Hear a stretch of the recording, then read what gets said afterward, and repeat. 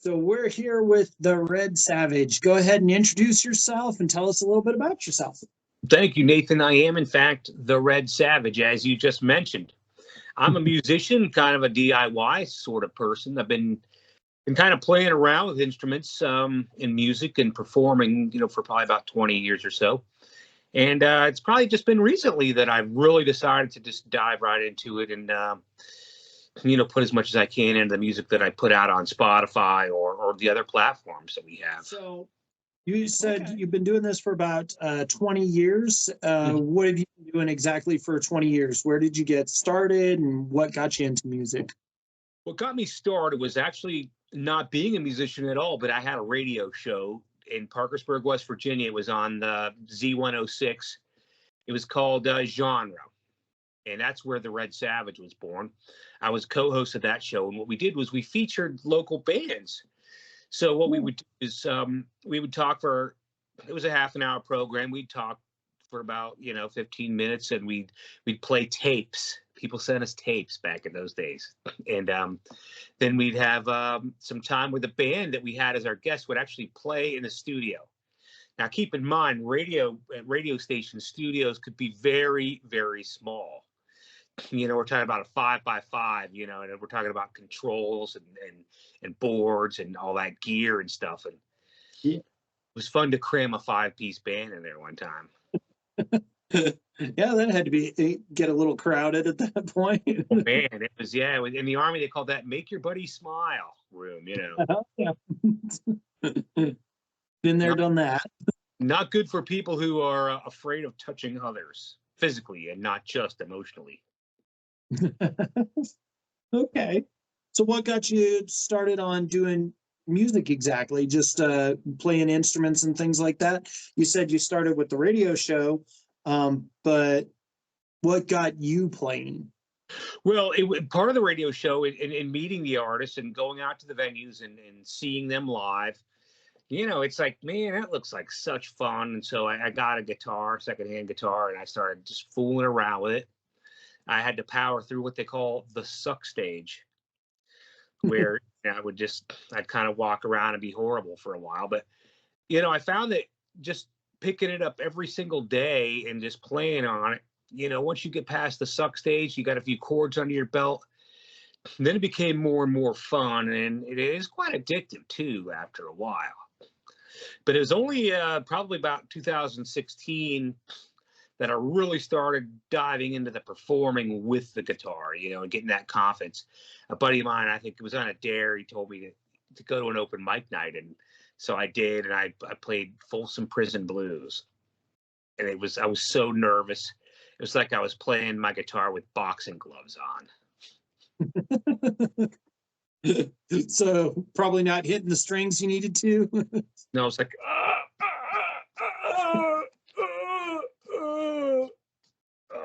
guitar, good. Like unfrozen caveman guitar player / Frankenstein's creature playing the guitar. It was kind of funny to think back on, but yeah, like anything, when you get used to it, though, then you just dive right into the fun part about it. I went from just being really ultra nervous playing out at different. There were a couple open mic venues in Greensboro, North Carolina that I used to play. I went from just being nervous and just doing it to developing rapport with the people around me and advancing into the stage where I would just heckle them.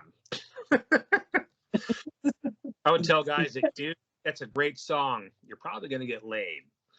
Positive encouragement, right? Yeah, heck yeah. I was never negative on anyone because the environment that I was in was a really, I would say, it was a caring, nurturing environment. They were very welcoming and they're very accommodating to all my silliness and all my all the crap that would occur. So, and everybody was just very encouraging, no matter how good or bad I was. And so that really drove me on. And so I would encourage others and try to, you get them to laugh a little bit, you get the people around to laugh a little bit. It would kind of really cut away the nerves, I think.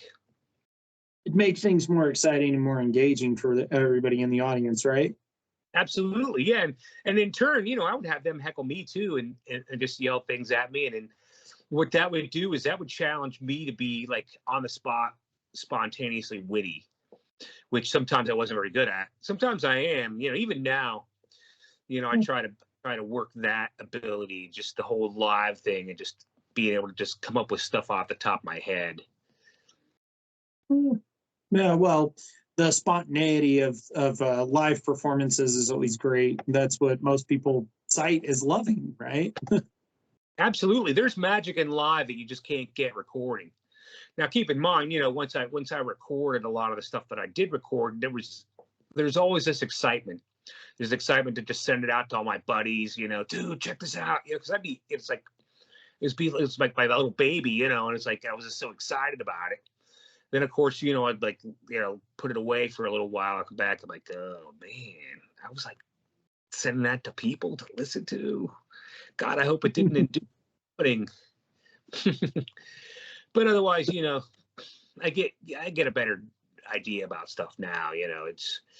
I'm more into making sure the product is really finished. I think there's like at least a 2 or 3 day waiting period, I think, in anything you do, so you can go back and take a fresh look at it. Because when you're right into it, you get excitement building, and it's easy to not be at your best. Yeah. So what sort of process do you use when you're writing songs? Because you're writing these songs and you're getting them recorded and produced, and you're all excited about them, sharing them with friends. But what sort of process do you go through when you're writing these songs? Different songs have different demands and different angles, I would say. There was a song I wrote called Being Seen, and I was motivated because I saw a movie trailer for this movie called, I think it was called The Circle, and it was one of those Big Brother's watching you kind of movies. And I'd actually gone to the studio with my buddy, and I was gonna record another song that I never actually even recorded. But the lyrics just kind of came to my head about you're being watched, you're being seen, there's no escape, see you in your dreams, and that just kind of just popped into my head. And so when we went back to the studio, cup of coffee and donut in hand, it was, the recording took on a different thing. And then we played, like what I have in Spotify on the Red Savages. There's 2 versions. There's the acid version, which we just went crazy and, in the studio doing different effects and things. I added like voices, and like I did a track where I would talk, and then I did another track where I would answer myself. It's just a lot of fun. It's kind of crazy to listen to, but it's definitely fun. Got a little psychedelic element to it, I think. Okay. So it seems a lot of your style is very spontaneous, right? Oh yeah. So a lot of this it just kind of comes to you, and you just kind of go with the flow when you're in the recording studio, or do you have like you said, you had that song that you didn't even end up recording, so you just kind of spontaneously go with what's there? Yeah, absolutely. I mean, to put it in football terms, the quarterback goes to the line of scrimmage and he calls an audible. He changes the play at the line of scrimmage. So, yeah, I do that sometimes. But then sometimes I'll get this concept in my head. Like I've been working in retail. It's one of my what I call the paying the bills, putting food on the table kind of jobs. Or it's the side gig, as it were, that nobody really loves, but you kind of have to do it. And so I wrote a song called Retail, and the line of the song was, "I'm stuck in retail, damn it," because I'm stocking shelves. I'm thinking, man, I'd just rather be on stage, playing music and rocking and rolling. So I use that concept of being stuck in retail, and I try to create verbally and lyrically. I tried to conjure up some imagery of someone who's kind of dreaming about being on stage while they're not on stage, while they're working retail, and it's like, man, this sucks. I didn't write that in the lyrics, but that's what I wanted to convey. And the fun part about that is it has sort of a catchy kind of a line to it that people would love to get involved with when I sang it live. Stuck in retail, damn it, because a lot of people could understand it and relate to it. So, and they just thought that was funny. They can understand the I'm not doing my dream job. This isn't what I wanted to do, right? Like, Right. I'm still oh, not go doing ahead. the job, by the way. I'm still stuck in Yeah. retail, damn it. You know, you got to put the food on the table and pay the bills, right? That's what. Absolutely. You know, a lot of the stuff that I do requires electricity. Yeah. I hear that. I actually hear that a lot from independent artists that I've had the privilege of talking to. No matter what they are, they're like, I still got the job to pay the bills. I still got to do other things to pay the bills.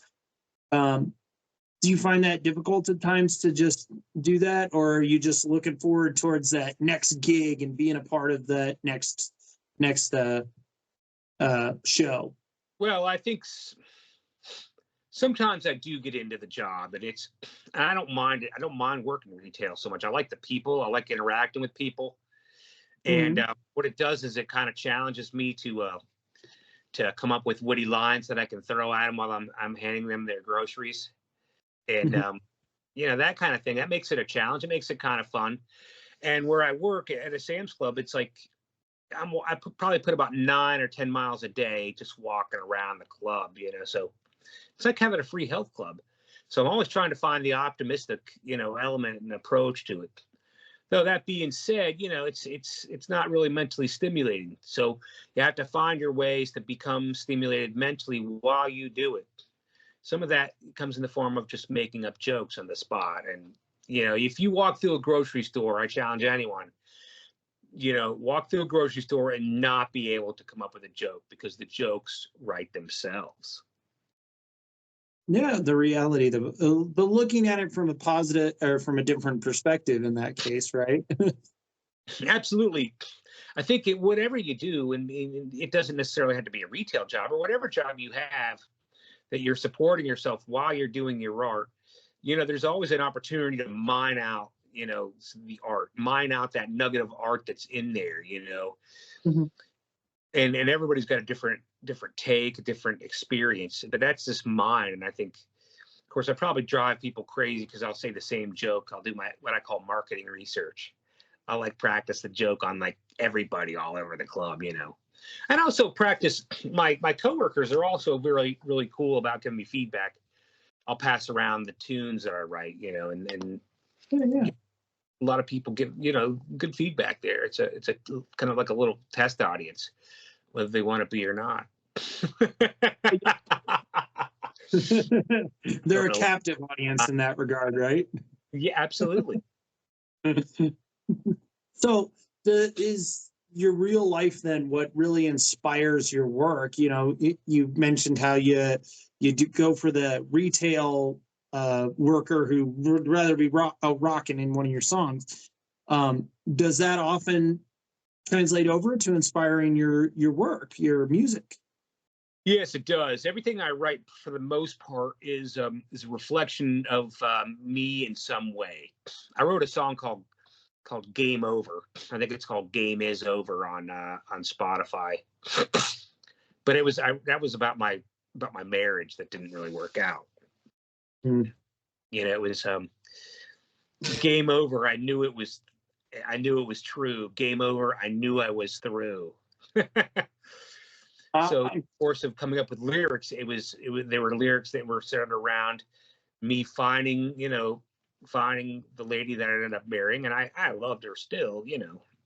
You know, she'd passed away tragically, but even after the divorce, you know, we still loved each other, and so I wrote a little, you know, the song was about that situation. I was already divorced after I wrote that.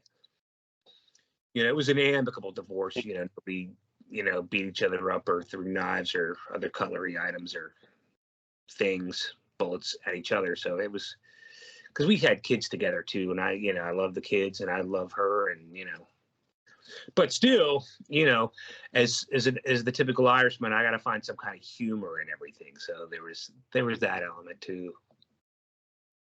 that's good that you look for the positivity and the humor in it, and it definitely does kind of translate to creativity in that sense, right? Hmm. Yeah. So, um, What piece took you? Which one of your songs do you think took you the longest to write? And does that translate necessarily to being your favorite because it's more of the passion project in that case? I'm gonna have to think on that. Um, as I kind of scroll through stuff, it's it's one of those things that it doesn't really take very long per se. What the time consuming part is me fumbling around with editing because I'm not very good at it. And when I'm not when on the songs that I didn't actually do at the studio, when I was there, I had a producer and he also played drums, so it was easy to bounce ideas. But when I do stuff now, it's it's the technical part really just takes me a long time because I'm not particularly intelligent. I'm not really tech savvy, but I do get the ideas. When I get the ideas going, it's like bam, bam, bam, bam, bam, bam, bam, bam. It's like I'm a weapon waiting for someone to put a round in, then I just fire that baby right off. Yeah. So your style of music, how would you classify your style of music? What would you classify it as? I'd say it's probably on a very basic level, it's probably classic rock with there tends to be a psychedelic element to it, kind of a psychedelic blues, I'd say. It's the feedback I've gotten, it's there's some Pink Floydian, Doors, Jim Morrison kind of vibe to it all, I think. And it's so difficult to classify. Although I do have some songs that kind of pop out of that. Like I wrote this song called Desert Dreams. It's still kind of psychedelic, but it's got more of an Asian kind of flavor to it. Because I was experimenting with an E minor Phrygian dominant scale that I just really loved, and it sounded really exotic and fun. Okay. So you often play around with different instruments or different sounds like that, which is giving you your own unique sound in that regard, right? Yeah, absolutely. And right now I play bass in a band, and so a lot of my approaches now have been as a bass player. Like I started another project called Project Chrome, and basically what that is, it's me trying to do some cyberpunk sort of, but it's kind of atmospheric there's some lyrics and verbiage in some of those songs, but a lot of it is more techno with what I hope is a kind of a groovy bass and some interesting effects that I put into it. So you just kind of go into the recording studio, you put down your music, you just kind of play with it and different effects and things on it. Yeah, absolutely. And the fun thing with software is a lot of the software comes with preloaded effects, and I've tried those at different volumes, and there's just a lot to do. And people who produce music, I mean, that's a whole different art form in itself. I admire those guys, and I really appreciate the ones that have helped me to be to bring my music to life. And the sound engineering producing thing is just that's its own kind of magic. And I'm not talented there. I just kind of wish I had the touch, but I do know just from my experiences with it, it's a palette of colors. It's just beyond imagination. There's just so much stuff there. Well, yeah, I mean, to get things perfect and just right, you're taking multiple different things, the vocals, the musical instruments, and you're putting them all together to make this one cohesive sound. And so, yeah, that is an art form. It's very impressive when it comes together just right. Yeah, man, I've seen there are producers who could take a stick figure and turn it into a Sistine Chapel painting. It's like it's mind blowing. It really is. Well, you do that with music, right? Well, I don't know that I do that, but I certainly try to convey, my feelings. And whatever song I do, it's sort of I'm sharing me with other people in some way. And my quest is the quest for soul. Whenever I can get soul and communicate soul to somebody else, it's gonna elicit an emotional response, and hopefully a positive vibe, you know, and hopefully people get a lot out of that. That's certainly the goal. And if they don't love it, I would kind of hope that they would hate it, because that too is an intense set of emotions. You know, it's, I think the worst thing that a performer could get is indifference. Yeah, just no enthusiasm one way or the other, right?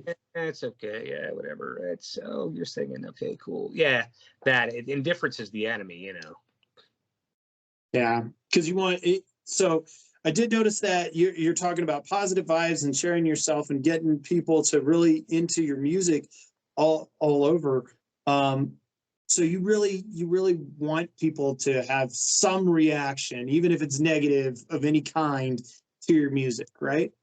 Absolutely. You know, and I, as a person, I have a tendency to be more of a people pleaser, you know, as far as people. So I'm, you know, and I try to be a good host.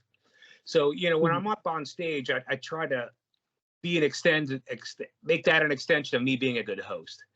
So, I mean, typically with the songs that are right, there's a happy ending. There's always I try to include a positive sort of message to it, as opposed to, you know, ending on, dude, we are all screwed and we're all going to die horribly. Yeah, just there's no point in having hope. You are doomed. Doomed, I say. You know, so I try to avoid that. I mean, there are people that can turn that into something really good, but yeah, it's not my day. It's not my bag, as they say. Okay. Oh, you want to try and keep it positive in all the music that you write, even if it is kind of like, I'll admit it, psychedelia is definitely not my cup of tea ordinarily. So, but you still try to convey that positive emotions and those positive vibes, right? Yeah, absolutely. Yeah. Okay.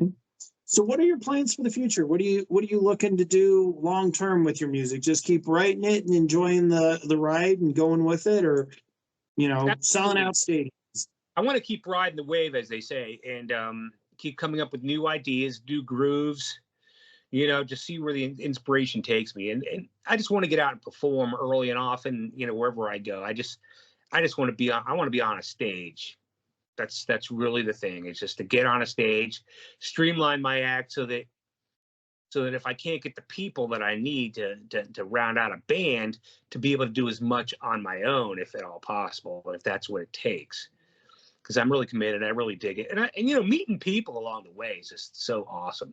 Meeting other musicians, other artists, that's just so cool. And, you know, the people who go to the venues that I talk to afterwards. You said earlier you're a people person. You like to talk to and engage with people. You got any interesting? Go ahead. I actually did an open mic night where I did that song "Hurt." I did sort of like a half Trent Reznor, half Johnny Cash, and I was at a food truck, and some girl asked me what I was doing, and I told her, and she wanted me to do "Hurt" for her. So I grabbed my guitar and I sang for her, and she cried and gave me a big hug, and she gave me a bag of chips too, which I thought was awesome. It's cool rock and roll there. There you go. So you touched somebody, right? You touched them emotionally in that regard, not the physical this time. Yeah, that's the time where I go to jail. Right. Where they ask the victim, show me on the doll where they touched you. It was in the fields. Okay. So I usually like to end these out with a little bit of a lightning round. Ask some of your favorites so people can kind of get to know you. So sure. Just quick answers here and there, and we'll go from there. Okay. Ready? Yes. All right. What's your favorite food? Pizza. Pizza. That's a good one. What's your least favorite food then? Any vegetable. Any vegetable. Okay. What's your favorite color? Red. Red. Couldn't have guessed that from the name, right? It's so surprising. What's your least favorite color then? Yellow. I freaking hate yellow. Yellow's necessary to make red, isn't it? No, wait, that's a primary color. Well, kind of, but yeah, I just hate yellow. Okay. Okay. What's your favorite thing to wear on a cold day? Favorite, I layer up with like those Under Armour clothes, Okay. I like those too. Those are great. and Uh, oh, go ahead. I have a pirate coat that I really like. There you go. So what is something you've always wanted then? Something I've always wanted. Yes. Oh wow, I don't know. I can't think of anything in particular. I thought a sailboat would be kind of cool to live on a sailboat, but I have never actually lived on a sailboat or even really gone on a sailboat. So it would be kind of. But I'd like to get another Harley. Oh, there you go. Get another Harley. I'm trying to get I the first. sell the one I had. I just really love that motorcycle. So I have to fall in love and find another bike. There you go. So what's your favorite thing that you own then? Is it the Harley? No, I don't own that anymore. But I really like my car. I have a Mustang. It's a 2008. It's blood red, although the Ford Motor Company calls it sangria red. The direct blood's a sangria that ain't that color. It's blood red, or like vein blood, not arterial blood though. Okay. Okay. And if you could have one superpower, what would it be and why? Um, Probably regeneration, so I could just like overcome it, so I could do really dumb things, and if I got hurt, I'd just put myself back together again. Okay. Like if my parachute didn't open.